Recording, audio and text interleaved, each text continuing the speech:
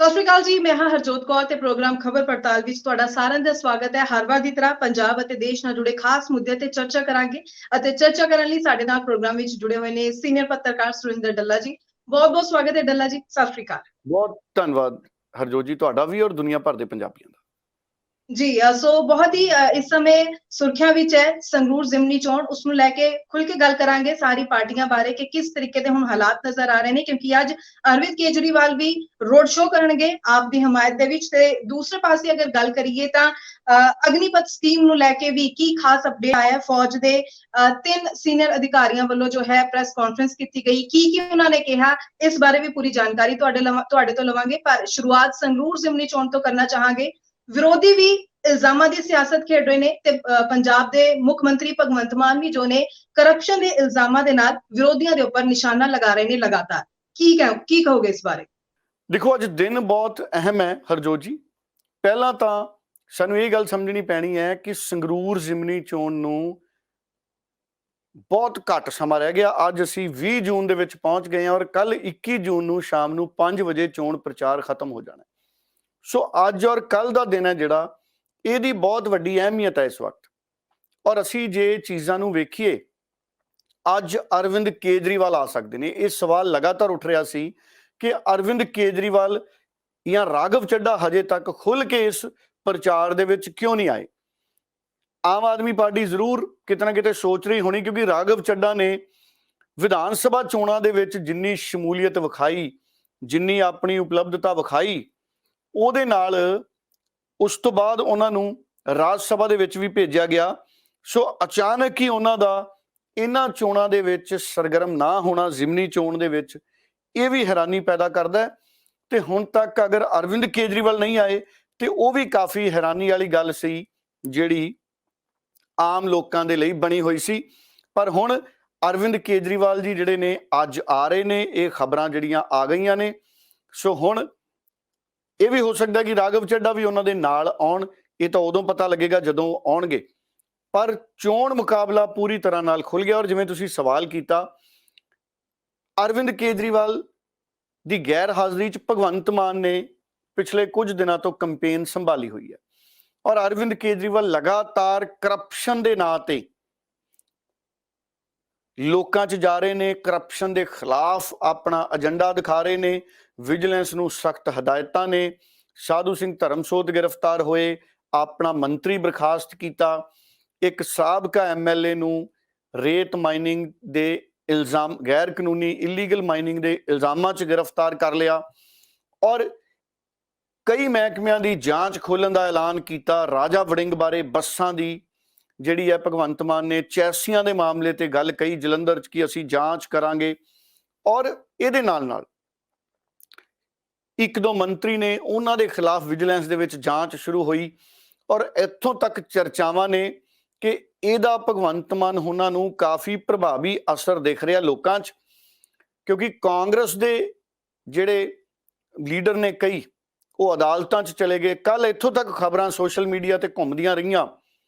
ਔਰ ਕਈ ਜਿਹੜੇ ਜਾਗਰੂਕ ਲੋਕ ਨੇ ਉਹ ਪੱਤਰਕਾਰਾਂ ਨੂੰ ਵੀ ਸਵਾਲ ਕਰਦੇ ਰਹੇ ਕਿ ਪਤਾ ਤਾਂ ਕਰੋ ਕਿਹੜੇ ਮੰਤਰੀ ਜੀ ਨੇ ਜਿਹੜੇ ਦੇਸ਼ ਤੋਂ ਬਾਹਰ ਚਲੇ ਗਏ ਨੇ। ਹੁਣੇ ਹਜੇ ਤੱਕ ਮੈਨੂੰ ਵੀ ਨਹੀਂ ਪਤਾ ਲੱਗਿਆ ਕਿ ਕਿਹੜੇ ਸਾਬਕਾ ਮੰਤਰੀ ਨੇ ਜਿਹੜੇ ਦੇਸ਼ ਤੋਂ ਬਾਹਰ ਚਲੇ ਗਏ ਨੇ। ਪਰ ਮੈਨੂੰ ਵੀ ਕਿਸੇ ਨੇ, ਜਿਹੜੇ NGO ਵਾਲੇ ਹੁੰਦੇ ਨੇ, ਉਹਨਾਂ ਨੇ ਵੌਇਸ ਮੈਸੇਜ ਪਾ ਕੇ ਪੁੱਛਣਾ ਚਾਹਿਆ ਕਿ ਤੁਸੀਂ ਪੱਤਰਕਾਰ ਇਹ ਕਿਉਂ ਨਹੀਂ ਪਤਾ ਕਰ ਰਹੇ ਵੀ ਕਿਹੜੇ ਮੰਤਰੀ, ਸਾਬਕਾ ਮੰਤਰੀ ਬਾਹਰ ਚਲੇ ਗਏ ਨੇ ਤੇ ਕਿਉਂ।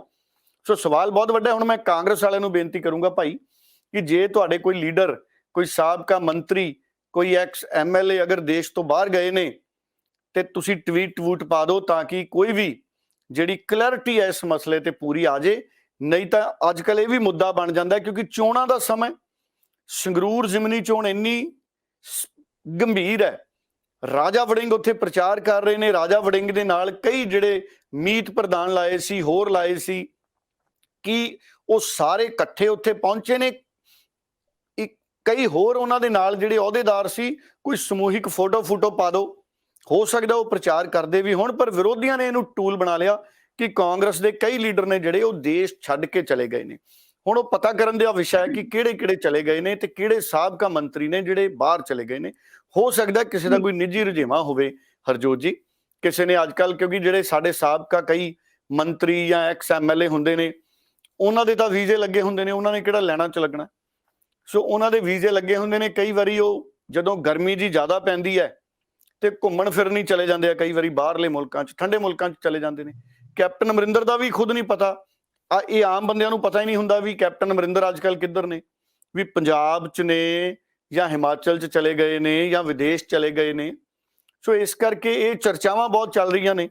ਬਾਕੀ ਜੇ ਕੋਈ ਕਰਪਸ਼ਨ ਦੇ ਡਰ ਤੋਂ ਦੇਸ਼ ਛੱਡ ਕੇ ਬਾਹਰ ਗਿਆ ਤੇ ਇਹ ਹੋਰ ਵੀ ਹੈਰਾਨੀ ਵਾਲੀ ਗੱਲ ਹੈ। ਵਿਜੀਲੈਂਸ ਬਿਊਰੋ ਨੂੰ ਫਿਰ ਇਸ ਪਾਸੇ ਧਿਆਨ ਰੱਖਣਾ ਚਾਹੀਦਾ ਹੈ ਵੀ ਭਾਈ ਤੁਸੀਂ ਇੱਥੇ ਜਾਂਚ ਕਰ ਰਹੇ ਹੋ, ਤੁਸੀਂ ਫਾਈਲਾਂ ਤਿਆਰ ਕਰ ਰਹੇ ਹੋ ਤੇ ਤੁਹਾਨੂੰ ਪਤਾ ਲੱਗੇ ਕਿ ਜਿਹਨੂੰ ਅਸੀਂ ਪੁੱਛਗਿੱਛ ਲਈ ਸੱਦਣਾ ਹੈ ਉਹ ਪਹਿਲਾਂ ਹੀ ਮੁਲਕ ਤੋਂ ਬਾਹਰ ਚਲਾ ਗਿਆ, ਉਹਦੇ ਨਾਲ ਜਾਂਚ ਪ੍ਰਭਾਵਿਤ ਹੋਏਗੀ। ਪਰ ਇਹ ਵਿਸ਼ਾ ਬੜਾ ਅਤਿਅੰਤ ਜਿਹੜਾ ਚਰਚਾ ਦਾ ਬਣਿਆ ਹੋਇਆ।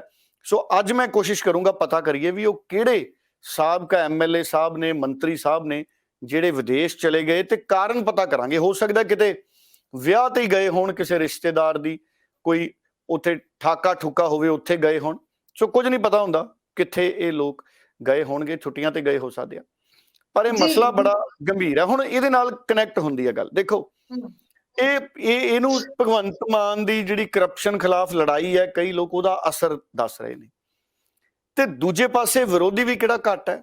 ਸੁਖਬੀਰ ਬਾਦਲ ਦਾ ਕੱਲ ਮੈਂ ਬਿਆਨ ਪੜ੍ਹਿਆ ਸੋਸ਼ਲ ਮੀਡੀਆ ਤੇ। ਸੁਖਬੀਰ ਬਾਦਲ ਕਹਿੰਦਾ, ਰਾਜਾ ਵੜਿੰਗ ਦਾ ਵੀ ਮੈਂ ਬਿਆਨ ਟਵੀਟ ਪੜ੍ਹਿਆ।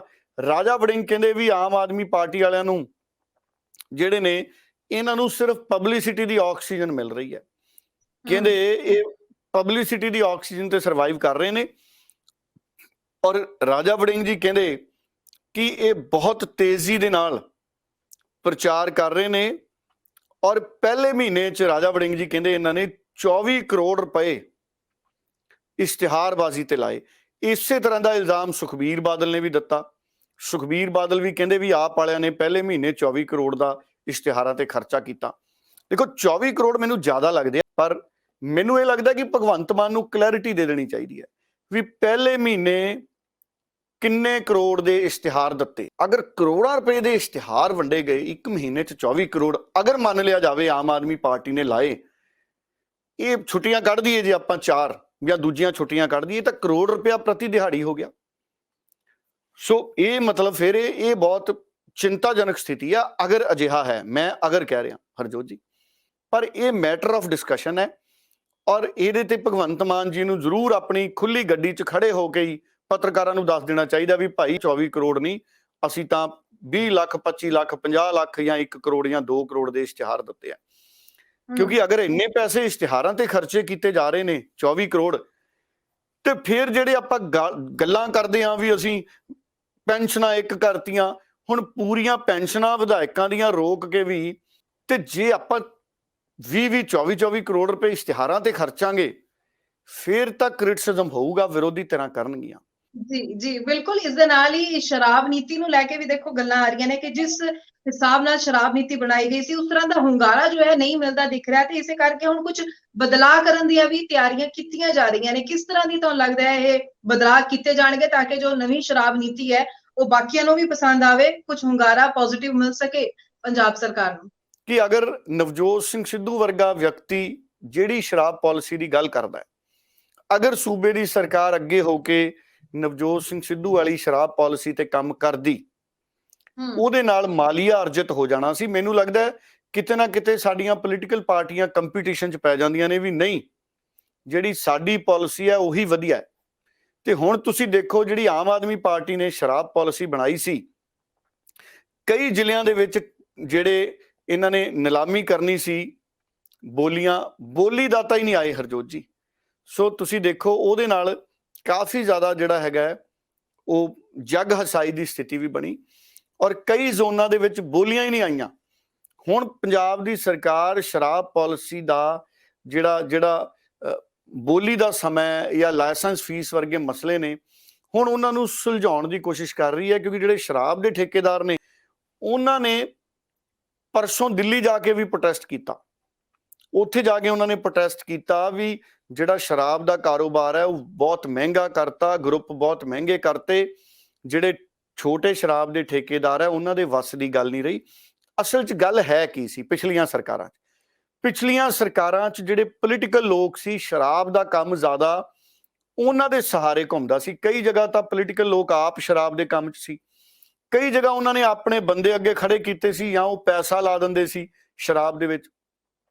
ਤੇ ਹੁਣ ਜਦੋਂ ਸਰਕਾਰ ਨੇ ਪਾਲਿਸੀ ਬਦਲੀ ਹੈ ਤੇ ਪੋਲੀਟੀਕਲ ਲੋਕ ਨੇ ਜਿਹੜੇ ਪਿਛਲੇ ਨਵੀਂ ਪਾਲਿਸੀ ਆ ਗਈ ਤੇ ਉਹ ਖੁੱਲ ਕੇ ਅੱਗੇ ਵੀ ਨਹੀਂ ਆਉਣਾ ਚਾਹਣਗੇ। ਬਹੁਤ ਸਾਰੇ ਪੋਲੀਟੀਕਲ ਲੋਕ ਉਹ ਕਹਿਣਗੇ ਚਲੋ ਜੇ 1 ਸਾਲ ਸ਼ਰਾਬ ਦਾ ਕੰਮ ਨਹੀਂ ਕਰਾਂਗੇ ਤੇ ਕੀ ਹੋ ਜੂ। ਉਹਦੇ ਨਾਲ ਹੋਇਆ ਕਿ ਜਿਹੜੇ ਦੂਸਰੇ ਸ਼ਰਾਬ ਦੇ ਕਾਰੋਬਾਰੀ ਸੀ, ਛੋਟੇ ਘੱਟ ਪੈਸਿਆਂ ਵਾਲੇ, ਉਹ ਪਹਿਲਾਂ ਵੀ ਕੰਮ ਕਰਦੇ ਸੀ, ਉਹ ਹੁਣ ਵੀ ਕਰ ਰਹੇ ਨੇ, ਹੁਣ ਉਹ ਜ਼ਿਆਦਾ ਰਹਿ ਗਏ। ਸੋ ਵੱਡੇ ਵੱਡੇ ਪਹਿਲਾਂ ਗਰੁੱਪ ਆਪਸ 'ਚ ਪੋਲੀਟੀਕਲ ਲੀਡਰ ਬਣਾ ਲੈਂਦੇ ਸੀ, ਇਕੱਠੇ ਹੋ ਕੇ ਗਰੁੱਪ ਬਣਾ ਲੈਂਦੇ ਸੀ, ਪੋਲੀਟੀਕਲ ਲੀਡਰ ਵੀ ਸੀ, ਬਿਜ਼ਨਸਮੈਨ ਵੀ ਸੀ। ਪਰ ਹੁਣ ਸਥਿਤੀਆਂ ਉਹ ਨਹੀਂ ਹੈਗੀਆਂ। ਹੁਣ ਸ਼ਰਾਬ ਸਸਤੀ, ਪੰਜਾਬ ਸਰਕਾਰ ਨੇ ਜਿਹੜਾ ਦਾਅਵਾ ਕੀਤਾ ਵੀ ਸ਼ਰਾਬ ਸਸਤੀ ਹੋ ਜੂ, ਇਹ ਵੀ ਦੇਖਾਂਗੇ ਵੀ ਸਸਤੀ ਕਿੰਨੀ ਕੁ ਹੋ ਜੂ, ਕਿ ਸੱਚਮੁੱਚ ਚੰਡੀਗੜ੍ਹ ਤੋਂ ਸਸਤੀ ਹੋ ਜੂ ਜਾਂ ਗੱਲਾਂ ਹੀ ਸੀ।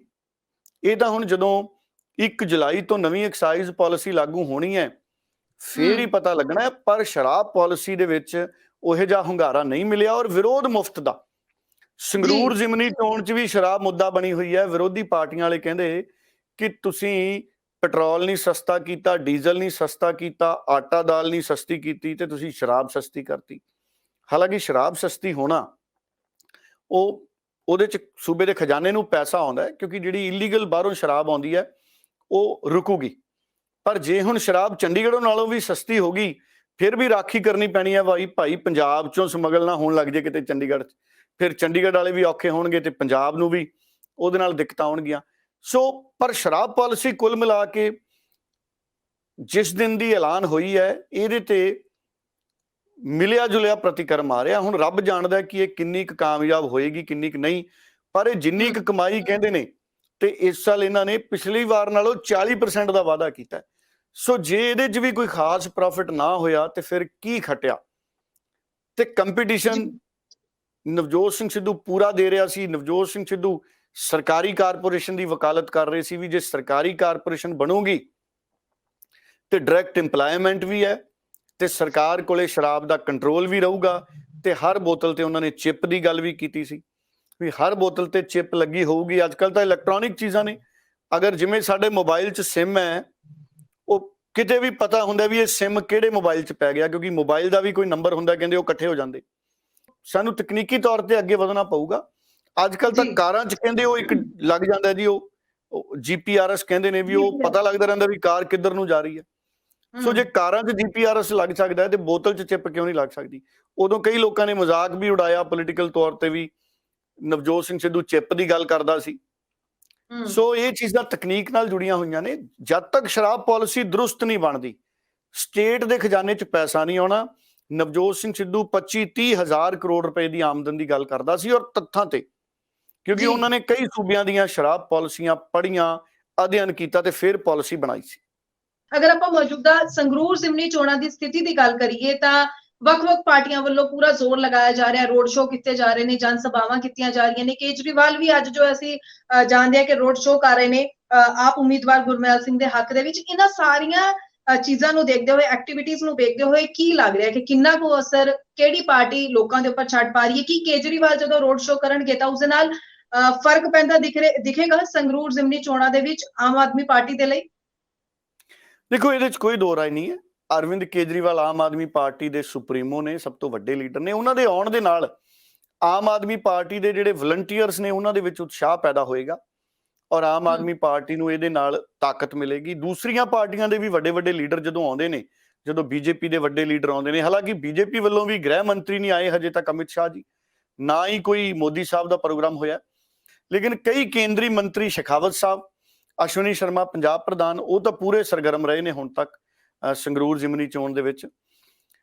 ਅਰਵਿੰਦ ਕੇਜਰੀਵਾਲ ਦੇ ਰੋਡ ਸ਼ੋਅ ਨਾਲ ਆਮ ਆਦਮੀ ਪਾਰਟੀ ਨੂੰ ਨਿਸ਼ਚਿਤ ਤੌਰ ਤੇ ਤਾਕਤ ਮਿਲੂਗੀ। ਪਰ ਕੱਲ ਜਿਹੜਾ ਭਗਵੰਤ ਮਾਨ ਦਾ ਵੀ ਰੋਡ ਸ਼ੋਅ ਹੋਇਆ ਕੱਲ ਮਹਿਲ ਕਲਾਂ ਵਾਲੇ ਪਾਸੇ, ਔਰ ਕੱਲ ਸਿਮਰਨਜੀਤ ਸਿੰਘ ਮਾਨ ਦੇ ਵੀ ਰੋਡ ਸ਼ੋਅ ਹੋਏ ਨੇ ਔਰ ਸਿਮਰਨਜੀਤ ਸਿੰਘ ਮਾਨ ਨੂੰ ਵੀ ਰੋਡ ਸ਼ੋਅ ਦੇ ਵਿੱਚ ਭਰਮਾ ਹੁੰਗਾਰਾ ਮਿਲਿਆ। ਔਰ ਸਿਮਰਨਜੀਤ ਸਿੰਘ ਮਾਨ ਦੇ ਜਿਹੜੇ ਚਾਹਣ ਵਾਲੇ ਨੇ ਜਾਂ ਉਹਨਾਂ ਦੇ ਜਿਹੜੇ ਸਮਰਥਕ ਨੇ ਉਹ ਵੀ ਪੂਰੇ ਬਾਗੋ ਬਾਗ ਨੇ। ਉਹ ਕਹਿੰਦੇ ਸਾਡੀ ਗੁਪਤ ਹਵਾ ਚੱਲ ਰਹੀ ਹੈ। ਹੁਣ ਇਹ ਤਾਂ ਰੱਬ ਜਾਣਦਾ। ਆਮ ਆਦਮੀ ਪਾਰਟੀ ਵਾਲੇ ਕਹਿੰਦੇ ਸਾਡੀ ਹਨੇਰੀ ਚੱਲ ਰਹੀ ਹੈ ਵੀ ਸਾਨੂੰ ਵੋਟਾਂ ਹੀ ਪੈਣੀਆਂ।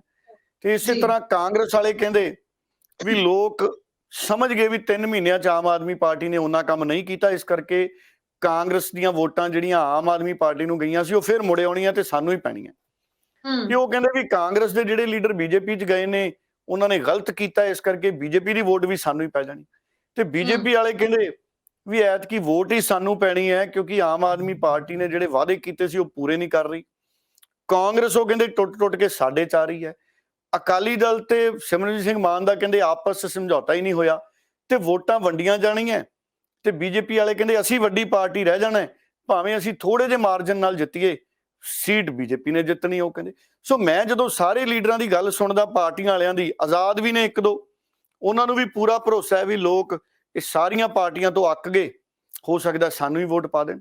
ਸੋ ਜਦੋਂ ਸਾਰਿਆਂ ਦੀ ਗੱਲ ਸੁਣਦੇ ਆ ਹਰਜੋਤ ਜੀ, ਵੈਸੇ ਜਿਹੜੇ ਲੀਡਰ ਵੀ ਹੁੰਦੇ ਆ ਨਾ, ਲੀਡਰ ਜਦੋਂ ਕਿਸੇ ਨੂੰ ਵੀ ਮਿਲਣ ਜਾਂਦੇ ਨੇ, ਜਦੋਂ ਉਹ ਡੋਰ ਟੂ ਡੋਰ ਪ੍ਰਚਾਰ ਕਰਦੇ ਨੇ, ਜੇ ਉਹ ਕਿਸੇ ਬਾਜ਼ਾਰ 'ਚ ਜਾਂਦੇ ਨੇ ਤੇ ਲੀਡਰ ਨੂੰ ਇਹ ਲੱਗਦਾ ਵੀ ਸਾਰਾ ਬਾਜ਼ਾਰ ਮੈਨੂੰ ਹੀ ਦੇਖ ਰਿਹਾ। ਤੇ ਜਦੋਂ ਕੋਈ ਲੀਡਰ ਹਾਰ ਹੂਰ ਪਾ ਕੇ ਫੁੱਲਾਂ ਫੱਲਾਂ ਵਾਲੇ ਗਲ 'ਚ ਕਿਸੇ ਬਾਜ਼ਾਰ 'ਚੋਂ ਲੰਘਦਾ ਤੇ ਲੀਡਰ ਜਦੋਂ ਹੱਥ ਜੋੜਦਾ ਤੇ ਅਸੀਂ ਸਾਰੇ ਬੜੇ ਸਮਾਈਲ ਕਰਕੇ ਦੇਖਦੇ ਹਾਂ, ਗੁੱਸੇ ਨਾਲ ਕੌਣ ਦੇਖਦਾ ਕਿਸੇ ਨੂੰ। ਤੇ ਲੀਡਰ ਨੂੰ ਲੱਗਦਾ ਵੀ ਇਹ ਸਾਰੀਆਂ ਵੋਟਾਂ ਮੇਰੀਆਂ ਪੱਕੀਆਂ ਹੋ ਗਈਆਂ। ਤੇ ਲੀਡਰ ਜਦੋਂ ਕੈਲਕੂਲੇਸ਼ਨ ਕਰਦੇ ਨੇ, ਸ਼ਾਮ ਨੂੰ ਕਹਿੰਦੇ ਵੀ ਅੱਜ ਅਸੀਂ ਇਹਨਾਂ 4 ਬਾਜ਼ਾਰਾਂ 'ਚ ਗਏ ਸੀ ਜੀ, ਬੜਾ ਸਮਰਥਨ ਮਿਲਿਆ ਵੀ ਆਪਾਂ ਖਿੱਚ ਜਾਾਂਗੇ ਸੀਟ। ਸੋ ਸਾਰੇ ਲੀਡਰ ਉਸ ਬਾਜ਼ਾਰ 'ਚ ਚਾਹੇ 1 ਘੰਟੇ ਦੇ ਵਿੱਚ 5 ਲੀਡਰ ਲੰਘ ਜਾਣ, ਸਾਰੇ ਲੋਕ ਸਾਰਿਆਂ ਨੂੰ ਉਸੇ ਇੱਜ਼ਤ ਨਾਲ ਹੀ ਮਿਲਦੇ ਨੇ, ਉਵੇਂ ਹੀ ਸਮਾਈਲ ਦਿੰਦੇ ਨੇ, ਉਵੇਂ ਹੀ ਹੱਥ ਵੀ ਹਿਲਾ ਦਿੰਦੇ ਨੇ। ਤੇ ਉਹ ਸਾਰਿਆਂ ਨੂੰ ਸ਼ਾਮ ਤੱਕ ਇਹ ਲੱਗਣ ਲੱਗ ਜਾਂਦਾ ਵੀ ਇਹ ਸਾਰਾ ਬਾਜ਼ਾਰ ਸਾਨੂੰ ਹੀ ਪੈਣਾ। ਸੋ ਇਸ ਕਰਕੇ ਪਤਾ ਤਾਂ 23 ਜੂਨ ਨੂੰ ਹੀ ਲੱਗਣਾ। ਹੁਣ ਸਾਰੇ ਹੀ ਖੁਸ਼ ਨੇ ਕਿਉਂਕਿ ਅਸੀਂ ਜਦੋਂ ਵਿਧਾਨ ਸਭਾ ਦੀਆਂ ਚੋਣਾਂ ਸੀ 22 ਦੀਆਂ, ਉਸ ਤੋਂ ਪਹਿਲਾਂ ਵੀ ਤੁਸੀਂ ਦੇਖਦੇ ਸੀ ਜਦੋਂ ਕਾਂਗਰਸ ਨੂੰ ਲੱਗਦਾ ਸੀ ਵੀ ਅਸੀਂ ਤਾਂ ਜਿੱਤਦੇ ਨਹੀਂ, ਜਦੋਂ ਸਿੱਧੂ ਕਹਿੰਦਾ ਸੀ ਵੀ ਭਾਈ ਔਖਾ ਦੇਖ ਲਓ, ਜਦੋਂ ਨਵਜੋਤ ਸਿੰਘ ਸਿੱਧੂ ਕਰਪਸ਼ਨ ਦੀ ਗੱਲ ਚੱਕ ਦਿੰਦਾ ਸੀ ਵੀ ਤੁਸੀਂ ਕਰਪਸ਼ਨ ਨੂੰ ਨੱਥ ਪਾਉਣੀ ਚਾਹੀਦੀ ਸੀ ਪੁਰਾਣੇ ਸਮਿਆਂ 'ਚ, ਤੇ ਜਦੋਂ ਕਾਂਗਰਸ ਨੂੰ ਲੱਗਦਾ ਸੀ ਵੀ ਜੇ ਸਾਨੂੰ ਬਹੁਮਤ ਨਹੀਂ ਆਉਂਦਾ, ਤੇ ਕਾਂਗਰਸ ਕਹਿੰਦੀ ਸੀ ਜੇ ਸਾਨੂੰ ਬਹੁਮਤ ਨਹੀਂ ਆਉਂਦਾ ਤਾਂ ਫਿਰ ਕਿਸੇ ਨੂੰ ਨਹੀਂ ਆਉਂਦਾ, ਵੀ ਫਿਰ ਹੰਗ ਅਸੈਂਬਲੀ ਬਣੂਗੀ, ਫਿਰ ਕਿਸੇ ਦੀ ਸਰਕਾਰ ਨਹੀਂ ਬਣਨੀ। ਬੀਜੇਪੀ ਵਾਲੇ ਵੀ ਕਹਿੰਦੇ ਸੀ ਵੀ ਜੇ ਸਾਡੀਆਂ 15 ਵੀ ਸੀਟਾਂ ਆ ਗਈਆਂ ਤੇ ਸਰਕਾਰ ਅਸੀਂ ਬਣਾ ਜਾਾਂਗੇ, ਕਾਂਗਰਸ ਟੁੱਟ ਜੂ, ਸਾਨੂੰ ਦੂਜੇ ਪਾਸਿਓਂ ਟੁੱਟ ਕੇ ਲੋਕ ਆ ਜਾਣਗੇ। ਤੇ ਆਮ ਆਦਮੀ ਪਾਰਟੀ ਵਾਲਿਆਂ ਨੂੰ ਵੀ ਨਹੀਂ ਸੀ ਲੱਗਦਾ ਕਿ ਉਹਨਾਂ ਦਾ ਬਹੁਮਤ ਆ ਜੂ। ਜਿਨ੍ਹਾਂ ਨਾਲ ਮੇਰੀ ਗੱਲ ਹੋਈ ਹੈ, ਹਾਲਾਂਕਿ ਉਹ ਦਾਅਵਾ ਤਾਂ ਕਰਦੇ ਸੀ ਵੀ ਸਾਡੀ ਸਰਕਾਰ ਬਣੂ, ਉਂਝ ਦਾਅਵਾ ਕਰਨ ਨੂੰ ਤਾਂ ਸਾਰੇ ਕਰਦੇ ਸੀ। ਕਾਂਗਰਸ ਵਾਲੇ ਕਹਿੰਦੇ ਸੀ ਅਸੀਂ, ਚਰਨਜੀਤ ਚੰਨੀ ਸਾਹਿਬ ਕਹਿੰਦੇ ਸੀ ਅਸੀਂ ਤਾਂ 80+ ਸੀਟਾਂ ਲੈ ਜਾਾਂਗੇ। ਅਕਾਲੀ ਦਲ ਕਹਿੰਦਾ ਸੀ ਸਾਡੀ ਸਰਕਾਰ ਬਣੀ ਪਈ ਹੈ। ਕੈਪਟਨ ਅਮਰਿੰਦਰ ਕਹਿੰਦਾ ਸੀ ਵੀ ਤੁਸੀਂ ਦੇਖੀ ਚੱਲਿਓ ਹੁੰਦਾ ਕੀ ਹੈ ਜਿੱਦਣ ਮਸ਼ੀਨਾਂ ਖੁੱਲਣਗੀਆਂ। ਬੀਜੇਪੀ ਵੀ ਕੌਨਫੀਡੈਂਟ ਸੀ, ਆਮ ਆਦਮੀ ਪਾਰਟੀ ਵੀ ਕੌਨਫੀਡੈਂਟ ਸੀ ਵੀ ਜੇ ਪਿਛਲੀ ਵਾਰੀ ਸਾਡੀਆਂ 100 ਨਹੀਂ ਆਈਆਂ, ਐਤਕੀ ਅਸੀਂ ਸਰਕਾਰ ਜ਼ਰੂਰ ਬਣਾ ਜਾਾਂਗੇ। ਪਰ ਸਰਕਾਰ ਠੀਕ ਹੈ ਆਮ ਆਦਮੀ ਪਾਰਟੀ ਦੀ ਬਣੀ, ਪਰ ਭਰੋਸਾ ਉਹਨਾਂ ਕਿਸੇ ਨੂੰ ਨਹੀਂ ਸੀ। ਆਮ ਆਦਮੀ ਪਾਰਟੀ ਨੂੰ 92 ਸੀਟਾਂ ਆ ਗਈਆਂ, 92 ਸੀਟਾਂ ਦੀ ਸ਼ਾਇਦ ਉਮੀਦ ਨਹੀਂ ਸੀ। ਸੋ ਇਸ ਕਰਕੇ ਜਿਹੜੀ ਸਿਆਸਤ ਹੈ, ਵੋਟਾਂ ਦੀ ਸਿਆਸਤ ਹੈ, ਉਹਦੇ 'ਚ ਸਾਰੇ ਸਿਰਫ ਅੰਦਾਜ਼ੇ ਹੁੰਦੇ। ਹਾਂ, ਜਿਹੜੇ ਫੈਕਟਰ ਨੇ ਉਹ ਫੈਕਟਰ ਕਿਸ ਰੂਪ 'ਚ ਅਸਰ ਕਰਦੇ ਨੇ, ਉਹ ਆਦਮੀ, ਮੈਨ ਟੂ ਮੈਨ, ਆਦਮੀ ਤੇ ਨਿਰਭਰ ਕਰਦਾ। ਹੁਣ ਮੁਫਤ ਬਿਜਲੀ ਯੋਜਨਾ ਜਿਹੜੀ ਅਰਵਿੰਦ ਕੇਜਰੀਵਾਲ ਨੇ ਦਿੱਤੀ ਹੈ, ਨਿੱਜੀ ਤੌਰ ਤੇ ਮੈਨੂੰ ਤਾਂ ਨਾ ਪਸੰਦ ਹੈ, ਮੈਂ ਨਹੀਂ ਪਸੰਦ ਕਰਦਾ। ਜਾਂ ਤਾਂ ਉਹ ਮੇਰੇ ਵੀ ਬਿਜਲੀ ਦੇ ਯੂਨਿਟ ਮਾਫ ਕਰਦੇ, ਵੀ 300 ਯੂਨਿਟ ਮਾਫ ਹੈ ਤੇ ਅਸੀਂ ਬਿੱਲ ਹੀ 300 ਤੋਂ ਬਾਅਦ ਸ਼ੁਰੂ ਕਰਾਂਗੇ, ਫਿਰ ਤਾਂ ਗੱਲ ਸਮਝ ਆਉਂਦੀ ਹੈ ਵੀ ਬਿਜਲੀ ਮਾਫ ਹੈ। ਜੇ ਇਹ ਕਹਿ ਦੇਣਾ ਚੋਣਾਂ ਤੋਂ ਪਹਿਲਾਂ ਵੀ ਸਾਰੀ ਬਿਜਲੀ ਮਾਫ ਕਰਾਂਗੇ, ਬਾਅਦ ਦੇ ਵਿੱਚ ਕਹਿ ਦੇਣਾ ਵੀ ਜੇ 300 ਤੋਂ 1 ਵੱਧ ਗਿਆ ਤੇ ਸਾਰੇ ਦਾ ਬਿੱਲ ਲਵਾਂਗੇ। ਹੁਣ ਜੇ ਤਾਂ ਪੰਜਾਬ ਸੰਗਰੂਰ ਦੇ ਲੋਕ ਖੁਸ਼ ਹੋਏ ਵੀ ਅਸੀਂ ਬੜੇ ਖੁਸ਼ ਹਾਂ ਜੀ, ਬਿਲਕੁਲ ਠੀਕ ਹੈ ਵੀ 300 ਯੂਨਿਟ ਮਾਫ ਨੇ, ਤੇ ਜੇ 310 ਵੀ ਸਾਡੇ ਹੋ ਗਏ ਤੇ ਅਸੀਂ ਸਾਰਿਆਂ ਦਾ ਬਿੱਲ ਦੇਣਾ, ਅਸੀਂ ਖੁਸ਼ ਹਾਂ, ਫਿਰ ਉਹ ਵੋਟਾਂ ਪਾ ਦੇਣਗੇ। ਜਿਹੜੇ ਨਾ ਖੁਸ਼ ਹੋਣਗੇ ਉਹਨਾਂ ਨੇ ਨਹੀਂ ਪਾ ਦੇਣਾ। ਇਸੇ ਤਰ੍ਹਾਂ ਪੈਨਸ਼ਨ ਯੋਜਨਾ, ਇਹ ਕਹਿੰਦੇ ਸੀ ਅਸੀਂ 2500 ਪੈਨਸ਼ਨ ਕਰ ਦਾਂਗੇ, ਹਜੇ ਤਾਂ ਮਿਲਣੀ ਨਹੀਂ ਸ਼ੁਰੂ ਹੋਈ, ਖੈਰ ਵੱਧ ਕੇ ਜੇ ਹੁਣ 1000 ਰੁਪਇਆ ਇਹਨਾਂ ਨੇ ਕਿਹਾ ਸੀ ਅਸੀਂ ਦੇਵਾਂਗੇ ਮਹਿਲਾਵਾਂ ਨੂੰ। ਜੇ ਸਾਡੀਆਂ ਬੀਬੀਆਂ, ਮਾਤਾਵਾਂ, ਭੈਣਾਂ ਖੁਸ਼ ਹੋਈਆਂ ਵੀ ਕੋਈ ਗੱਲ ਨਹੀਂ, ਜੇ ਹਜੇ ਨਹੀਂ ਮਿਲੀ ਸਾਲ 2 ਸਾਲ ਨੂੰ ਮਿਲ ਜੂ, ਫਿਰ ਉਹ ਵੋਟ ਪਾ ਦੇਣਗੇ। ਤੇ ਜੇ ਉਹ ਨਾ ਖੁਸ਼ ਹੋਏ, ਅੱਧਿਆਂ ਨੇ ਨਹੀਂ ਪਾਉਣੀ, ਕਿਸੇ ਨੇ ਇਸ ਗੱਲ ਤੋਂ ਖੁਸ਼ ਹੋ ਕੇ ਪਾ ਦੇਣੀ ਹੈ। ਕਈ ਜਿਹੜੇ ਸ਼ਰਾਬ ਤੇ ਜ਼ਿਆਦਾ ਖਰਚਾ ਕਰਦੇ ਆ, ਉਹਨਾਂ ਨੇ ਇਸ ਗੱਲ ਤੋਂ ਖੁਸ਼ ਹੋ ਕੇ ਪਾ ਦੇਣੀ ਵੀ ਭਾਈ ਸ਼ਰਾਬ ਸਸਤੀ ਹੋ ਜੂ, ਚਲੋ ਪਾ ਦਿਓ। ਕਈ ਸਾਡੀਆਂ ਬੀਬੀਆਂ, ਮਾਤਾਵਾਂ, ਭੈਣਾਂ ਨੇ ਕਹਿਣਾ ਇਹ ਸ਼ਰਾਬ ਸਸਤੀ ਕਰਤੀ, ਇਹ ਜਿਹੜਾ 1 ਬੋਤਲ ਪੀਂਦਾ ਸੀ ਕਿਤੇ 2 ਨਾ ਪੀਣ ਲੱਗ ਜੇ, ਉਹਨਾਂ ਨੇ ਨਹੀਂ ਪਾਉਣੀ।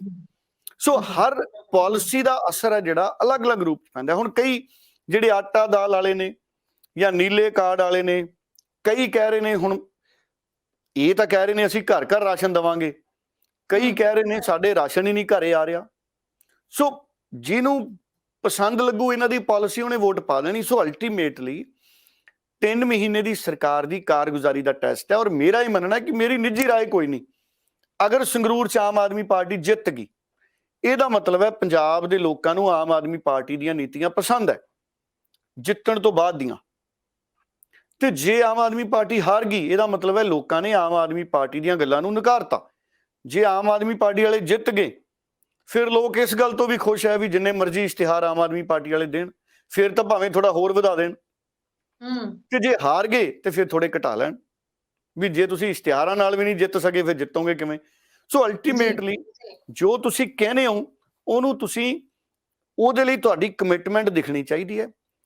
ਵਾਕਈ ਬਹੁਤ ਜ਼ਰੂਰੀ ਹੈ ਹਰ ਇੱਕ ਚੀਜ਼ ਨੂੰ ਨੇੜੇ ਤੋਂ ਵੇਖਣਾ। ਜੋ ਤੁਸੀਂ ਗੱਲਾਂ ਕਹੀਆਂ ਕਿ ਬੀਬੀਆਂ ਮਾਵਾਂ ਭੈਣਾਂ ਨੂੰ 1000 ਰੁਪਏ ਦਾ ਇੰਤਜ਼ਾਰ ਹੈ ਗਿਆ, ਤੇ ਕੀ ਇਸ ਨੂੰ ਵੇਖ ਕੇ ਸੋਚ ਕੇ ਵੀ ਵੋਟਾਂ ਦੇ ਉੱਪਰ ਅਸਰ ਪਏਗਾ, ਇਹ ਤਾਂ ਚਲੋ ਨਤੀਜਿਆਂ ਤੋਂ ਬਾਅਦ ਪਤਾ ਲੱਗੇਗਾ। ਪਰ ਫਿਲਹਾਲ ਜੋ ਵਿਰੋਧੀ ਸਿਆਸੀ ਪਾਰਟੀਆਂ ਨੇ ਜ਼ਰੂਰ ਇਹਨਾਂ ਨੂੰ ਹੀ ਮੁੱਦੇ ਬਣਾ ਕੇ ਇਹੀ ਇਲਜ਼ਾਮਾਂ ਦੇ ਨਾਲ ਪੰਜਾਬ ਸਰਕਾਰ ਨੂੰ ਘੇਰਦੀਆਂ ਵੀ ਨਜ਼ਰ ਆ ਰਹੀਆਂ ਨੇ। ਅਗਰ ਅਸੀਂ ਮੁੱਦਾ ਇੱਕ ਹੋਰ ਗੱਲ ਕਰ ਲਈਏ ਤਾਂ ਪੰਜਾਬ ਯੂਨੀਵਰਸਿਟੀ ਨੂੰ ਲੈ ਕੇ ਵੀ ਮੁੱਦਾ ਬਹੁਤ ਟਾਈਮ ਤੋਂ ਹੁਣ ਗਰਮਾਇਆ ਹੋਇਆ, ਤੇ ਇਸੇ ਨੂੰ ਲੈ ਕੇ ਹੁਣ ਮੁੱਖ ਮੰਤਰੀ ਭਗਵੰਤ ਮਾਨ ਨੇ ਅਮਿਤ ਸ਼ਾਹ ਨੂੰ ਪੱਤਰ ਵੀ ਲਿਖਿਆ, ਤੇ ਉਹਨਾਂ ਨੇ ਸਾਫ਼ ਤੌਰ ਤੇ ਕਿਹਾ ਕਿ ਪੀਯੂ ਦੇ ਸਰੂਪ ਵਿੱਚ ਕਿਸੇ ਵੀ ਤਰ੍ਹਾਂ ਦੇ ਦਖਲ ਨਾ ਕੀਤਾ ਜਾਏ, ਕੋਈ ਵੀ ਬਦਲਾਅ ਨਾ ਕੀਤਾ ਜਾਏ, ਤੇ ਇਸ ਨੂੰ ਲੈ ਕੇ ਉਹ ਵੀ ਜੋ ਹੈ ਅੱਗੇ ਵੱਧ ਕੇ ਕੋਈ ਕਾਰਵਾਈ ਕਰਨ ਕਿ ਕਿਸੇ ਤਰ੍ਹਾਂ ਦੀ ਕੋਈ ਵੀ ਬਦਲਾਅ ਨਾ ਕੀਤੇ ਜਾਣ ਪੰਜਾਬ ਯੂਨੀਵਰਸਿਟੀ ਨੂੰ ਲੈ ਕੇ। ਦੇਖੋ, ਜਿਹੜਾ ਪੰਜਾਬ ਯੂਨੀਵਰਸਿਟੀ ਚੰਡੀਗੜ੍ਹ ਦਾ ਮਸਲਾ ਹੈ, ਇਹ ਬਹੁਤ ਗੰਭੀਰ ਹੈ। ਉੱਥੋਂ ਦੇ ਵਿਦਿਆਰਥੀ ਬਹੁਤ ਲੰਮੇ ਸਮੇਂ ਤੋਂ ਸੰਘਰਸ਼ ਕਰ ਰਹੇ ਨੇ ਹਰਜੋਤ ਜੀ। ਤੁਸੀਂ ਦੇਖੋ, ਜਦੋਂ ਉਹ ਗਵਰਨਰ ਨੂੰ ਮੈਮੋਰੈਂਡਮ ਦੇਣ ਜਾਣਾ ਸੀ, ਵਿਦਿਆਰਥੀਆਂ ਨੇ ਪ੍ਰੋਟੈਸਟ ਕਰ ਰਹੇ ਸੀ, ਮੁਹਾਲੀ ਦੇ ਵਿੱਚ ਉਹਨਾਂ ਤੇ ਤਾਂ ਪੁਲਿਸ ਲਾਠੀਚਾਰਜ ਹੋਇਆ। ਇਹਦਾ ਮਤਲਬ ਹੈ ਉਦੋਂ ਤੱਕ ਭਗਵੰਤ ਮਾਨ ਦੀ ਸਰਕਾਰ ਨੂੰ ਸ਼ਾਇਦ ਅੰਦਾਜ਼ਾ ਹੀ ਨਹੀਂ ਸੀ ਕਿ ਪੰਜਾਬ ਯੂਨੀਵਰਸਿਟੀ ਦਾ ਮਸਲਾ ਕੀ ਹੈ। ਮੈਂ ਵਿਦਿਆਰਥੀਆਂ ਦੇ ਬਿਆਨ ਸੁਣ ਰਿਹਾ ਸੀ, ਕਹਿੰਦੇ ਉਹਨਾਂ ਦੇ OSD ਆਏ, ਉਹਨਾਂ ਨੇ ਸਾਡੀ ਮੀਟਿੰਗ ਨਹੀਂ ਕਰਾਈ ਮੁਕੰਮਲ ਤੌਰ ਤੇ। ਹੁਣ ਕੱਲ ਜਿਹੜੇ ਮਾਲਵਿੰਦਰ ਕੰਗ ਨੇ, ਉਹਨਾਂ ਨੇ ਕੱਲ ਪ੍ਰੈਸ ਕਾਨਫਰੰਸ ਕੀਤੀ। ਭਗਵੰਤ ਮਾਨ ਨੇ ਹੁਣ ਚਿੱਠੀ ਲਿਖੀ। ਚਿੱਠੀ ਲਿਖਣ ਦੇ ਨਾਲ ਪੰਜਾਬ ਯੂਨੀਵਰਸਿਟੀ ਚੰਡੀਗੜ੍ਹ ਦਾ ਮਸਲਾ ਹੱਲ ਨਹੀਂ ਹੋਣਾ, ਕਿਉਂਕਿ ਉਹ ਫਾਈਨੈਂਸ਼ੀਅਲ ਕ੍ਰਾਈਸਿਸ 'ਚ ਹੈ। ਉੱਥੇ ਰਿਸਰਚ ਲਈ ਪੈਸੇ ਨਹੀਂ, ਉੱਥੇ ਸੈਲਰੀਜ਼ ਲਈ ਪੈਸੇ ਨਹੀਂ, ਉੱਥੇ ਮੁਲਾਜ਼ਮ ਬਹੁਤ ਜ਼ਿਆਦਾ ਖੁਸ਼ ਨਹੀਂ। ਇਸ ਕਰਕੇ ਓਵਰਆਲ ਪੰਜਾਬ ਯੂਨੀਵਰਸਿਟੀ ਦੀ ਡਿਵੈਲਪਮੈਂਟ ਦਾ ਜ਼ਿੰਮਾ, ਉਹਦੀ ਸਮੂਥ ਫੰਕਸ਼ਨਿੰਗ ਔਰ ਉਹਦੀ ਮੈਨੇਜਮੈਂਟ ਦੇ ਵਿੱਚ ਵੱਧ ਤੋਂ ਵੱਧ ਸਪੋਰਟ ਕਰਨ ਦਾ ਮਾਦਾ ਸਰਕਾਰ ਨੂੰ ਦਿਖਾਉਣਾ ਚਾਹੀਦਾ। ਮੇਰਾ ਤਾਂ ਇਹ ਮੰਨਣਾ ਹੈ ਕਿ ਸਭ ਤੋਂ ਪਹਿਲਾਂ ਤਾਂ 50-100 ਕਰੋੜ ਰੁਪਏ ਸਟੇਟ ਗਵਰਨਮੈਂਟ ਨੂੰ ਪੰਜਾਬ ਯੂਨੀਵਰਸਿਟੀ ਚੰਡੀਗੜ੍ਹ ਨੂੰ ਦੇਣਾ ਚਾਹੀਦਾ। ਜਿਹੜੀਆਂ ਸਾਡੀਆਂ ਐਜੂਕੇਸ਼ਨਲ ਆਰਗੇਨਾਈਜੇਸ਼ਨ ਹੈ, ਸਟੇਟ ਗਵਰਨਮੈਂਟਸ ਦੀ ਜ਼ਰੂਰੀ ਦੀ ਇਹ ਮੋਰਲ ਡਿਊਟੀ ਹੈ ਕਿ ਉਹਨਾਂ ਨੂੰ ਫਾਈਨੈਂਸ਼ੀਅਲੀ ਉਹ ਫੰਡ ਕਰਨ। ਉਹਨਾਂ ਕੋਲੇ ਪੈਸੇ ਦੀ ਕਮੀ ਹੈ ਯੂਨੀਵਰਸਿਟੀ ਕੋਲੇ, ਇਸੇ ਕਰਕੇ ਖਤਰਾ ਖੜਾ ਹੋ ਰਿਹਾ ਕਿ ਉਹ ਕੇਂਦਰ ਕੋਲੇ ਜਾਊ। ਉੱਥੋਂ ਦੇ ਮੁਲਾਜ਼ਮਾਂ ਨੂੰ ਤੁਸੀਂ ਇਕੁਅਲ ਪੇ ਕਮਿਸ਼ਨ ਦਿਓ ਜੋ ਸੈਂਟਰ ਦੇ ਰਿਹਾ। ਸਾਡੇ ਮੁਲਾਜ਼ਮਾਂ ਨੂੰ ਪੇ ਕਮਿਸ਼ਨ ਲਈ ਅੰਦੋਲਨ ਕਰਨੇ ਪੈਂਦੇ। ਇਹੀ ਰੀਜ਼ਨ ਹੈ ਜਿਹਦੇ ਕਰਕੇ ਖਤਰਾ ਖੜਾ ਹੋਇਆ ਕਿ ਉਹ ਕੇਂਦਰ ਨੂੰ ਸ਼ਿਫਟ ਹੋ ਸਕਦੀ ਹੈ। ਸਾਡੀ ਬਹੁਤ ਮਾਣਮੱਤੀ ਯੂਨੀਵਰਸਿਟੀ ਹੈ ਪੰਜਾਬ ਯੂਨੀਵਰਸਿਟੀ ਹੈ ਜਿਹੜੀ ਚੰਡੀਗੜ੍ਹ। ਉੱਥੇ ਇਹੋ ਜਿਹੇ ਮਹਿਕਮੇ ਨੇ ਹਰਜੋਤ ਜੀ, ਜਿਹੜੇ ਸਾਡੇ ਪੰਜਾਬੀਆਂ ਦੇ ਰੋਜ਼ ਦੇ ਜੀਵਨ ਦੇ ਨਾਲ ਸੰਬੰਧਿਤ ਹਰ ਤਰ੍ਹਾਂ ਦੀ ਜਾਣਕਾਰੀ, ਡਾਟਾ, ਸਾਡੇ ਪੰਜਾਬੀਆਂ ਦਾ ਰਹਿਣ ਸਹਿਣ, ਸਾਡੇ ਜਿਹੜੇ ਇਕਨੋਮਿਕਲ ਹੈਬਿਟਸ ਨੇ, ਸਾਡੇ ਇਕਨੋਮਿਕਲ ਜਿਹੜੇ ਰੇਸ਼ੋ ਨੇ, ਪੰਜਾਬੀਆਂ ਦੀ ਜਿਹੜੀ ਜ਼ਿੰਦਗੀ ਦੇ ਖੇਤੀ ਨਾਲ ਕੰਮਕਾਰ ਦੇ ਪ੍ਰਤੀ ਜਿਹੜੀ ਉਹਨਾਂ ਦੀ ਰੁਚੀ ਹੈ, ਸਾਡੇ ਲੋਕਾਂ ਦੀ ਐਵਰੇਜ ਜ਼ਿੰਦਗੀ ਕਿੰਨੀ ਹੈ, ਫੈਕਟਰ ਕਿਹੜੇ ਨੇ, ਪਾਣੀ ਤੋਂ ਲੈ ਕੇ ਕਿਹੜੀਆਂ ਚੀਜ਼ਾਂ ਸਾਡੀ ਜ਼ਿੰਦਗੀ ਤੇ ਅਸਰ ਪਾਉਂਦੀਆਂ ਨੇ, ਕਿਉਂਕਿ ਬਹੁਤ ਸਾਰੇ ਹੋਮ ਸਾਇੰਸ ਨਾਲ ਸੰਬੰਧਿਤ ਵਿਸ਼ੇ ਹੁੰਦੇ ਨੇ। ਇਹ ਬਹੁਤ ਇਕਨੋਮਿਕਸ ਨਾਲ ਸੰਬੰਧਿਤ ਨੇ। ਸਾਡੀ ਜਿਹੜਾ ਇਕਨੋਮਿਕਸ ਦਾ ਪੁਆਇੰਟ ਹੈ, ਸਾਡੀ ਐਗਰੀਕਲਚਰ ਬੇਸਡ ਅਸੀਂ ਇਕੋਨਮੀ ਆ, ਔਰ ਸਾਡੀ ਆਮ ਫਾਰਮਿੰਗ ਕਮਿਊਨਿਟੀ ਹੈ ਜਾਂ ਜਿਹੜੀ ਸਾਡੀ ਸਿਵਲ ਸੁਸਾਇਟੀ ਹੈ, ਉਹਦੇ 'ਚ ਸੋਰਸ ਆਫ ਇਕਨੋਮਿਕਸ, ਉਹਨਾਂ ਦੇ ਸੋਰਸ ਆਫ ਇਨਕਮ ਕਿੰਨੇ ਕੁ ਡਿਕਰੀਜ਼ ਹੋ ਰਹੇ ਨੇ, ਕਿਵੇਂ ਡਿਕਰੀਜ਼ ਹੋਏ, ਕਿਉਂ ਪੰਜਾਬ ਤੇ ਕਰਜ਼ਾ ਆ ਰਿਹਾ, ਇਹ ਸਾਰੀਆਂ ਤਰ੍ਹਾਂ ਦੇ ਉਹਦੇ ਤੇ ਰਿਸਰਚ, ਖੋਜਾਂ ਵਿਦਿਆਰਥੀ ਕਰਦੇ ਰਹਿੰਦੇ ਨੇ, ਪੇਪਰ ਪੜ੍ਹਦੇ ਰਹਿੰਦੇ ਨੇ, ਕਿਤਾਬਾਂ 'ਚ ਚੀਜ਼ਾਂ ਆਉਂਦੀਆਂ ਰਹਿੰਦੀਆਂ ਨੇ। ਸੋ ਪੰਜਾਬ ਯੂਨੀਵਰਸਿਟੀ, ਮੇਰਾ ਇਹ ਕਹਿਣਾ ਕਿ ਪੰਜਾਬ ਯੂਨੀਵਰਸਿਟੀ ਪੰਜਾਬ ਹੈ। ਅਗਰ ਪੰਜਾਬ ਯੂਨੀਵਰਸਿਟੀ ਦੀ ਹਾਲਤ ਕਮਜ਼ੋਰ ਹੈ, ਸਮਝ ਲਓ ਪੰਜਾਬ ਦੀ ਹਾਲਤ ਕਮਜ਼ੋਰ ਹੈ। ਚਿੱਠੀ ਲਿਖਣ ਨਾਲ ਕੁਝ ਨਹੀਂ ਹੋਣਾ ਹੈ। ਤਾਂ ਵਿਧਾਨ ਸਭਾ ਨੇ ਮਤਾ ਵੀ ਪਾਤਾ ਸੀ, ਸਰਕਾਰ ਨੇ ਵੀ ਜੀ ਅਸੀਂ ਚੰਡੀਗੜ੍ਹ ਲੈ ਕੇ ਹਟਾਂਗੇ, ਉਸ ਤੋਂ ਬਾਅਦ ਕੋਈ ਕਾਰਵਾਈ ਹੋਈ? ਤੁਸੀਂ ਦੱਸੋ ਕੀ ਹੋਇਆ ਉਸ ਤੋਂ ਬਾਅਦ? ਜੇ ਹੁੰਦੇ ਨਾ ਬਿਲਕੁਲ ਕੇਜਰੀਵਾਲ ਸਾਹਿਬ, ਜੀ ਉਹਨਾਂ ਨੇ ਸੜਕ ਤੇ ਪੈ ਜਾਣਾ ਸੀ ਕੰਬਲ ਲੈ ਕੇ, ਉਦਾਂ ਦਾ ਮਾਦਾ ਦਿਖਾਉਣਾ ਪੈਣਾ ਹੈ। ਐਵੇਂ ਨਹੀਂ ਕੇਜਰੀਵਾਲ ਸਾਹਿਬ ਦਿੱਲੀ ਦੀ ਸੜਕ ਤੇ ਕੰਬਲ ਲੈ ਕੇ ਪੈ ਗਏ ਸੀ। ਕੇਜਰੀਵਾਲ ਨੂੰ ਸੰਘਰਸ਼ ਕਰਨਾ ਆਉਂਦਾ ਹੈ। ਇਹ ਪੰਜਾਬ ਦੀ ਆਮ ਆਦਮੀ ਪਾਰਟੀ ਵਾਲਿਆਂ ਨੂੰ ਸਿੱਖਣਾ ਚਾਹੀਦਾ ਕੇਜਰੀਵਾਲ ਸਾਹਿਬ। ਜੋ ਅੱਜ ਫੌਜ ਦੇ 3 ਸੀਨੀਅਰ ਅਧਿਕਾਰੀਆਂ ਵੱਲੋਂ ਪੀਸੀ ਕੀਤੀ ਗਈ, ਉਹਨਾਂ ਨੇ ਸਾਫ਼ ਤੌਰ ਤੇ ਕਿਹਾ ਕਿ ਕੋਈ ਬਦਲਾਅ ਨਹੀਂ ਕੀਤੇ ਜਾਏਗਾ ਇਸ ਨੀਤੀ ਵਿੱਚ। ਹੋਰ ਕਿਹੜੇ ਤੱਥਾਂ ਬਾਰੇ ਉਹਨਾਂ ਨੇ ਖੁੱਲ ਕੇ ਜਾਣਕਾਰੀ ਦਿੱਤੀ ਅਗਨੀਪਥ ਸਕੀਮ ਨੂੰ ਲੈ ਕੇ? ਦੇਖੋ, ਮੈਂ ਪਹਿਲੇ ਦਿਨ ਤੋਂ ਅਗਨੀਪਥ ਸਕੀਮ ਦੀ ਵਕਾਲਤ ਕਰ ਰਿਹਾ। ਦੇਖੋ, ਅੱਜ ਫੌਜ ਦੇ ਵੱਡੇ ਵੱਡੇ ਅਫਸਰ ਆਏ। ਮੈਂ ਪਹਿਲਾਂ ਤਾਂ ਨਾਂ ਲੈਦਾ, ਜਿਹੜੇ ਸਾਡੇ ਥਲ ਸੈਨਾ ਵਾਲੇ ਨੇ, ਲੈਫਟੀਨੈਂਟ ਜਨਰਲ ਬੰਸੀ ਪੁਨੱਪਾ ਸੀਗੇ, ਉਹਨਾਂ ਨੇ ਇਹ ਪ੍ਰੈਸ ਕਾਨਫਰੰਸ ਉਹ ਬੈਠੇ। ਫਿਰ ਸਾਡੀ ਜਿਹੜੀ ਨੌ ਸੈਨਾ ਕਹਿੰਦੇ ਆ ਜਿਹਨੂੰ, ਪਾਣੀ ਵਾਲੀ ਸੈਨਾ, ਨੇਵੀ, ਉਹ 'ਚ ਵਾਈਸ ਐਡਮਿਰਲ ਦਿਨੇਸ਼ ਤ੍ਰਿਪਾਠੀ ਸੀਗੇ। ਤੇ ਫਿਰ ਸਾਡੀ ਹਵਾਈ ਫੌਜ ਦੇ ਏਅਰ ਮਾਰਸ਼ਲ ਸੂਰਜ ਝਾ, ਉਹ ਸੀਗੇ। ਸੋ ਇਹਨਾਂ ਨੇ ਪ੍ਰੈਸ ਕਾਨਫਰੰਸ ਕਰਕੇ ਦੱਸਿਆ ਹਰਜੋਤ ਜੀ ਕਿ 1999 ਤੋਂ ਇਹ ਕੰਮ ਚੱਲ ਰਿਹਾ ਸੀ। ਜਿਹੜੀ ਇਹ ਸਕੀਮ ਹੁਣ ਲਾਗੂ ਹੋਈ ਹੈ ਅਗਨੀਪਥ, 1999 ਤੋਂ। ਇਹਦਾ ਮਤਲਬ ਹੈ ਜਿਹੜੇ ਕਾਂਗਰਸ ਦੇ ਵੱਡੇ ਵੱਡੇ ਲੀਡਰ ਵਿਰੋਧ ਕਰੀ ਜਾਂਦੇ ਨੇ, ਭਾਵੇਂ ਸਾਡੇ ਬੀਬੀ ਮਾਇਆਵਤੀ ਜੀ ਨੇ, ਭਾਵੇਂ ਰਾਹੁਲ ਗਾਂਧੀ ਜੀ ਨੇ, ਜਾਂ ਭਾਵੇਂ ਹੋਰ ਵੱਡੇ ਵੱਡੇ ਲੀਡਰ, ਇਹਦਾ ਮਤਲਬ ਹੈ ਉਹਨਾਂ ਨੂੰ ਫੌਜ ਬਾਰੇ ਪਤਾ ਹੀ ਨਹੀਂ ਇੰਨਾ ਕੁਝ ਕਿ ਫੌਜ 1999 ਤੋਂ 1989 ਉਹਦੇ ਤੋਂ ਇਸ ਤਰੀਕੇ ਦੇ ਪ੍ਰੋਸੈਸ ਤੇ ਲੱਗੀ ਹੋਈ ਸੀ ਕਿ ਅਸੀਂ ਕਿਵੇਂ ਰਿਫਾਰਮਸ ਕਰਨੇ ਨੇ ਸਾਡੀ ਫੌਜ ਦੇ ਵਿੱਚ। ਸੋ ਇਸ ਕਰਕੇ ਉਹਨਾਂ ਨੇ ਕਿਹਾ ਕਿ ਇਹਦੇ ਤੇ ਲਗਾਤਾਰ ਕੰਮ ਚੱਲ ਰਿਹਾ ਸੀ। ਔਰ ਉਹਨਾਂ ਨੇ ਇੱਕ ਤੱਥ ਦਿੱਤਾ, ਭਾਵੇਂ 1999 ਵੇਲੇ ਨਾਮ ਅਗਨੀਪਥ ਨਾ ਹੋਵੇ, ਇਹ ਰਿਫਾਰਮਸ ਦਾ ਪ੍ਰੋਸੈਸ ਹੈ। ਇਹ ਤਾਂ ਪਤਾ ਹੀ ਹੋਣਾ ਵੱਡੇ ਲੀਡਰਾਂ ਨੂੰ ਵੀ ਆਰਮੀ ਦੇ ਰਿਫਾਰਮਸ ਚੱਲ ਰਹੇ ਸੀ। ਸੋ ਜੇ ਉਹਨਾਂ ਨੂੰ ਪਤਾ ਰਿਫਾਰਮਸ ਚੱਲ ਰਹੇ ਸੀ ਤੇ ਇਹ ਪਾਰਟ ਆਫ ਰਿਫਾਰਮ ਹੈ, ਕਿਉਂਕਿ ਉਸ ਦਿਨ ਉਹਨਾਂ ਨੇ ਕਿਹਾ ਜਿਸ ਦਿਨ ਇਹ ਸਕੀਮ ਨੂੰ ਲਾਗੂ ਕੀਤਾ। ਹੁਣ ਹਰਜੋਤ ਜੀ ਉਹ ਕਹਿੰਦੇ ਕਿ ਆਰਮੀ ਚੋਂ ਹਰ ਸਾਲ 17,600 ਲੋਕ, 600 ਸਾਡੇ ਜਵਾਨ, 17,600 ਜਵਾਨ ਅਫਸਰ ਸਾਰੇ ਕਹਿ ਲਓ, ਵਕਤ ਤੋਂ ਪਹਿਲਾਂ ਰਿਟਾਇਰਮੈਂਟ ਲੈ ਲੈਂਦੇ ਨੇ। ਦੇਖੋ ਕਿੱਡੀ ਵੱਡੀ ਗੱਲ ਹੈ। ਹੁਣ ਜਿਹੜੇ ਵਕਤ ਤੋਂ ਪਹਿਲਾਂ ਰਿਟਾਇਰਮੈਂਟ ਲੈ ਲੈਂਦੇ ਨੇ, ਹੈ ਤਾਂ ਉਹ ਵੀ ਦੇਸ਼ ਭਗਤ ਹੈ, ਕਿਉਂਕਿ ਸਾਡੇ ਬਹੁਤ ਸਾਰੇ ਲੋਕ ਕਹਿੰਦੇ ਨੇ ਵੀ ਜੇ ਆਰਮੀ 'ਚ 4 ਸਾਲ ਦੀ ਨੌਕਰੀ ਹੈ, ਉਸ ਤੋਂ ਬਾਅਦ ਉਹਨਾਂ ਨੂੰ ਆਰਮੀ ਤੋਂ ਵਿਹਲੇ ਕਰ ਦੇਣਗੇ, ਤੇ ਕਹਿੰਦੇ ਸੀ ਉਹਨਾਂ ਨੂੰ ਪੈਨਸ਼ਨ ਨਹੀਂ ਹੋਣੀ, ਜਦਕਿ ਉਹ ਤਾਂ 11.71 ਲੱਖ ਰੁਪਇਆ ਦੇ ਰਹੇ ਆ। ਹੁਣ 17,600 ਲੋਕ ਵਕਤ ਤੋਂ ਪਹਿਲਾਂ ਰਿਟਾਇਰਮੈਂਟ ਲੈ ਲੈਂਦੇ ਨੇ, ਉਹ ਵੀ ਇੱਕ ਪੱਖ ਹੈ। ਉਹਦੇ ਨਾਲ ਆਰਮੀ ਨੂੰ ਅਫਸਰਾਂ ਦੀ, ਜਵਾਨਾਂ ਦੀ ਕਮੀ ਨਾਲ ਜੂਝਣਾ ਪੈਂਦਾ। ਔਰ ਇਹ ਵੀ ਪਤਾ ਲੱਗਿਆ ਵੀ ਜਿਹੜੇ ਕਈ ਰਿਟਾਇਰਮੈਂਟ ਲੈ ਲੈਂਦੇ ਆ, ਉਹਨਾਂ ਦੀਆਂ ਉਮਰਾਂ ਛੋਟੀਆਂ ਹੁੰਦੀਆਂ, ਉਹਨਾਂ ਚੋਂ ਕਈ ਬਾਹਰ ਚਲੇ ਜਾਂਦੇ, ਕਈ ਆਪਣੇ ਹੋਰ ਕੰਮਾਂ ਕਾਰਾਂ 'ਚ ਚਲੇ ਜਾਂਦੇ ਨੇ। ਸੋ ਉਹ ਆਰਮੀ ਦੇ ਲੋਕ ਦੱਸਣ ਦੀ ਕੋਸ਼ਿਸ਼ ਕਰ ਰਹੇ ਸੀ ਕਿ ਅਸੀਂ ਆਰਮੀ ਨੂੰ ਇੱਕ ਯੰਗ ਆਰਮੀ ਬਣਾਉਣਾ ਚਾਹੁੰਦੇ ਹਾਂ, ਜਿਹਦੇ 'ਚ ਜ਼ਿਆਦਾ ਤੋਂ ਜ਼ਿਆਦਾ ਨੌਜਵਾਨਾਂ ਦੀ ਉਹਦੇ ਵਿੱਚ ਸ਼ਮੂਲੀਅਤ ਹੋਵੇ। ਔਰ ਜਿਹੜਾ ਇਹਨਾਂ ਨੇ ਦੱਸਿਆ ਕਿ ਜਿਹੜਾ ਇਹਨਾਂ ਨੇ ਦੱਸਿਆ ਕਿ ਆਰਮੀ ਨੂੰ ਯੰਗ ਕਰਨ ਦੇ ਲਈ ਐਵਰੇਜ ਉਮਰ ਜਿਹੜੀ ਸਾਡੇ ਆਰਮੀ ਪਰਸਨਸ ਦੀ ਹੈ ਇਸ ਸਕੀਮ ਤੋਂ ਬਾਅਦ, ਉਹ 26 ਸਾਲ ਹੋ ਜੂਗੀ। ਇਹ ਇੱਕ ਬਹੁਤ ਵੱਡਾ ਉਹਦੇ ਪਿੱਛੇ ਫੈਕਟਰ ਸੀ। ਔਰ ਦੂਸਰਾ, ਉਹ ਕਹਿੰਦੇ ਵੀ ਜਿਹੜੇ ਸਾਡੇ ਅਗਨੀਵੀਰ ਹੋਣਗੇ, ਉਹਨਾਂ ਨੂੰ ਜੇ ਉਹ ਸਿਆਚਿਨ 'ਚ ਤੈਨਾਤ ਹੋਣਗੇ ਜਾਂ ਕਿਤੇ ਵੀ ਤੈਨਾਤ ਹੋਣਗੇ, ਉਹਨਾਂ ਨੂੰ ਭੱਤੇ ਵਗੈਰਾ ਉਹੀ ਮਿਲਣਗੇ ਜਿਹੜੇ ਪੁਰਾਣੇ ਸਾਡੇ ਫੌਜੀਆਂ ਨੂੰ ਮਿਲਦੇ ਸੀ। ਉਹਦੇ 'ਚ ਕਿਸੇ ਤਰ੍ਹਾਂ ਦਾ ਭੇਦਭਾਵ ਨਹੀਂ। ਮੈਡੀਕਲ ਲੀਵ ਮਿਲੇਗੀ ਹਰਜੋਤ ਜੀ, 1 ਮਹੀਨੇ ਦੀ ਛੁੱਟੀ ਮਿਲੇਗੀ ਸਾਲ ਦੇ ਵਿੱਚ, 30,000 ਰੁਪਇਆ ਮਹੀਨਾ ਤਨਖਾਹ ਸ਼ੁਰੂ ਹੋਣੀ ਹੈ। ਔਰ ਫੌਜ ਥਲ ਸੈਨਾ ਨੇ ਇਹ ਕਹਿਤਾ ਕਿ ਅਸੀਂ ਦਸੰਬਰ ਦੇ ਪਹਿਲੇ ਹਫਤੇ 25,000 ਜਿਹੜੇ ਅਗਨੀਵੀਰ ਨੇ ਉਹਨਾਂ ਨੂੰ ਭਰਤੀ ਕਰਨ ਦਾ ਪ੍ਰੋਸੈਸ ਸ਼ੁਰੂ ਕਰਾਂਗੇ ਇਸ ਦਸੰਬਰ 'ਚ। ਔਰ ਦੂਸਰਾ ਬੈਚ ਹੈ ਜਿਹੜਾ 2023 ਦੇ ਆਸ-ਪਾਸ ਸ਼ਾਮਿਲ ਕੀਤਾ ਜਾਵੇਗਾ, ਜਿਹਦੇ ਨਾਲ ਕੁੱਲ 40,000 ਹੋ ਜਾਣਗੇ। ਇਹਦਾ ਮਤਲਬ ਹੈ 15,000 2023 ਦੀ ਫਰਵਰੀ, ਅਗਲੇ ਸਾਲ ਦੀ ਫਰਵਰੀ, ਇਸ ਤਰੀਕੇ ਨਾਲ ਭਰਤੀ ਕੀਤੀ ਜਾਣੀ ਹੈ। ਔਰ ਇੰਡੀਅਨ 에ਅਰ ਫੋਰਸ ਦੇ ਵਿੱਚ 24 ਜੂਨ ਹੈ ਜਿਹੜੀ ਭਰਤੀ ਸ਼ੁਰੂ ਹੋ ਜਾਣੀ ਹੈ। ਔਰ ਉਹਨਾਂ ਨੇ ਇੱਕ ਹੋਰ ਵੱਡੀ ਗੱਲ ਕਹੀ ਹੈ ਇਹਦੇ ਵਿੱਚ ਕਿ ਜਿਨ੍ਹਾਂ ਲੋਕਾਂ ਤੇ FIR ਹੋਏਗੀ ਜਾਂ ਜਿਹੜੇ ਲੋਕ ਹਿੰਸਾ 'ਚ ਸ਼ਾਮਿਲ ਹੋਣਗੇ, ਉਹ ਇਹਦੀ ਐਪਲੀਕੇਸ਼ਨ ਦੀ ਪ੍ਰਕਿਰਿਆ ਦਾ, ਭਰਤੀ ਦੀ ਪ੍ਰਕਿਰਿਆ ਦਾ ਹਿੱਸਾ ਨਹੀਂ ਬਣ ਸਕਣਗੇ। ਸੋ ਉਹਨਾਂ ਨੇ ਨੌਜਵਾਨਾਂ ਨੂੰ ਅਪੀਲ ਕੀਤੀ ਹੈ ਕਿ ਤੁਸੀਂ ਗੁੰਮਰਾਹ ਨਾ ਹੋਵੋ। ਅਗਰ ਤੁਹਾਨੂੰ ਕੋਈ ਗੁੰਮਰਾਹ ਕਰ ਰਿਹਾ, ਗੁੰਮਰਾਹ ਨਾ ਹੋ, ਤੁਸੀਂ ਤੱਥ ਸਮਝੋ, ਤੁਸੀਂ ਫੈਕਟ ਸਮਝੋ ਤੁਸੀਂ ਵੱਖ-ਵੱਖ ਥਾਵਾਂ ਤੇ ਆਰਮੀ ਦੇ ਜਿਹੜੇ ਦਫ਼ਤਰ ਨੇ ਉਹਨਾਂ ਤੋਂ ਇਨਫੋਰਮੇਸ਼ਨ ਲੈ ਸਕਦੇ ਹੋ, ਟੈਲੀਫੋਨ ਨੰਬਰਾਂ ਦੇ ਜ਼ਰੀਏ, ਪਬਲਿਕ ਟੈਲੀਫੋਨ ਨੰਬਰਾਂ ਦੇ ਜ਼ਰੀਏ, ਵੈਬਸਾਈਟਸ ਤੇ ਪੜ੍ਹੋ, ਰੱਖਿਆ ਮਹਿਕਮੇ ਦੀਆਂ ਵੈਬਸਾਈਟਸ ਤੇ ਪੜ੍ਹੋ। ਸੋ ਬਹੁਤ ਫਾਇਦੇਮੰਦ ਗੱਲਾਂ ਨੇ ਜਿਹੜੀਆਂ ਉਹਨਾਂ ਨੇ ਦੱਸੀਆਂ ਨੇ। ਔਰ ਮੇਰਾ ਇਹ ਓਪੀਨੀਅਨ ਹੈ ਕਿ ਬਹੁਤ ਸਾਰੇ ਲੋਕ ਕਹਿ ਰਹੇ ਨੇ, ਮੈਂ ਕਮੈਂਟ ਪੜ੍ਹ ਰਿਹਾ ਸੀ ਕੱਲ, ਬੜੇ ਮਾਨਯੋਗ ਸਾਡੇ ਪੰਜਾਬੀ ਸੀ, ਉਹ ਕਹਿੰਦੇ ਡੱਲਾ ਜੀ 12 ਲੱਖ ਰੁਪਏ ਕੀ ਹੁੰਦਾ? ਮੈਂ ਹੈਰਾਨ ਹੋ ਗਿਆ ਇਹ ਸੁਣ ਕੇ ਕਿ ਸਾਡਾ ਕੋਈ ਪੰਜਾਬੀ ਇਹ ਕਹਿ ਰਿਹਾ ਵੀ 12 ਲੱਖ ਰੁਪਏ ਕੀ ਹੁੰਦਾ। ਤੁਸੀਂ ਦੱਸੋ, 12 ਲੱਖ ਰੁਪਏ ਕਮਾਉਣ ਲਈ ਜ਼ਿੰਦਗੀਆਂ ਨਿਕਲ ਜਾਂਦੀਆਂ ਨੇ। ਕਿੰਨੇ ਸਾਡੇ ਅਜਿਹੇ ਲੋਕ ਨੇ ਜਿਹੜੇ ਆਪਣੀ ਜ਼ਿੰਦਗੀ 'ਚ 50-50 ਸਾਲ 60-60 ਸਾਲ ਦਾ ਕੰਮ ਕਰਕੇ ਵੀ 12 ਲੱਖ ਰੁਪਏ ਨਹੀਂ ਜੋੜ ਸਕਦੇ।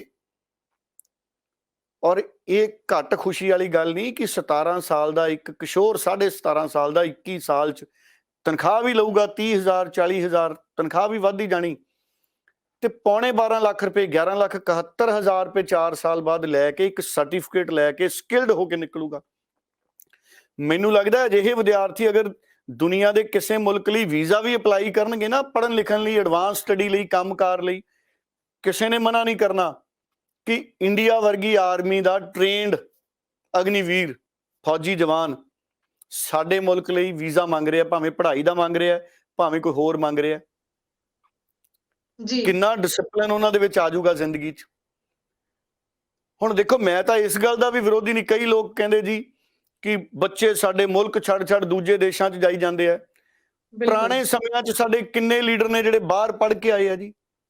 ਸਾਡੇ ਵੱਡੇ ਲੀਡਰ ਦੁਨੀਆ ਦੇ ਬਾਹਰ ਪੜ੍ਹਨ ਜਾਂਦੇ ਸੀ।